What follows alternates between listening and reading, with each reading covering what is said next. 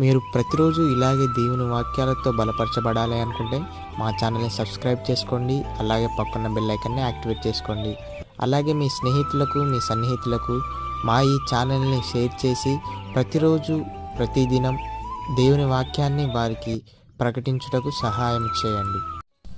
దేవుని బిడ్డలందరికీ నా హృదయపూర్వక వందనాలు. ఉదయకాలం దేవుని యొక్క వాగ్దానం ధ్యానం చేసుకున్నాము. మొదటి కీర్తన 3వ వచనము. అతడు నీటి కాలాలు ఎవరో నాటబడినదే, ఆకువాడక తన కాలమందు ఫలమిచ్చి చెట్టు వలె నుండును. అతడు చేయనదంతయు సఫలమగును. దేవుడు ఒక వాగ్దానం మన పట్ల చేస్తున్నాడు. మనం వ్యక్తిగతంగా దేవునితో సహవాసము కలిగి ఉండాలి. మన హృదయంలో దేవుని వాక్యాన్ని మనం భద్రపరచుకోవాలి. ఫలమిచ్చు చెట్టు వలె మనము ఉంటాము.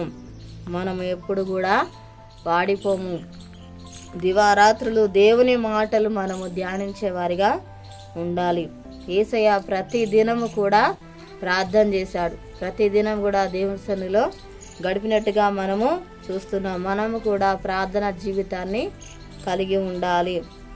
మనము చేయనదంతా కూడా యేసయ్య సఫలపరిచే దేవుడుగా ఉంటున్నాడు. దేవుని మాటల యందు మనము ఆనందించేవారిగా, సంతోషించేవారిగా ఉండాలి. దేవుని యందు భయభక్తులు కలిగి ఉండాలి. దేవునికి ఇష్టలుగా మనము జీవించాలి. దేవుని చిత్తాన్ని జరిగించే వారిగా మనము ఉండాలి. అప్పుడే మనము ఆకు వాడక తన కాలం ముందు ఫలమిచ్చే చెట్టు వలె మనము ఉంటామని దేవుడు వాగ్దానం చేస్తున్నాడు. ప్రార్థన చేసుకుందాము.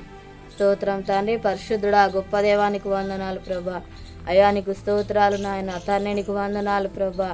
యేసయ్య ఒక చెట్టు ఏ రీతిగా ప్రభా నాయన ఫలిస్తుందో దేవా, ఆ రీతిగా తండ్రి నీకు స్తోత్రాలు ప్రభా. మళ్ళీ ప్రభా అయా తానికి స్తోత్రాలు అయ్యా తండ్రి, ఫలించే చెట్టు వలే ప్రభా అయా చేస్తున్నావు దేవానికి వందనాలు ప్రభా. ఆకు వాడక తండ్రి తన కాలం ముందు ఫలమిచ్చే చెట్టు వలే ఉండునన్నావు ప్రభా. అతడు చేరినంతే సఫలమైతే అన్నావు దేవానికి స్తోత్రం తండ్రి. అయానికి వందనాలు.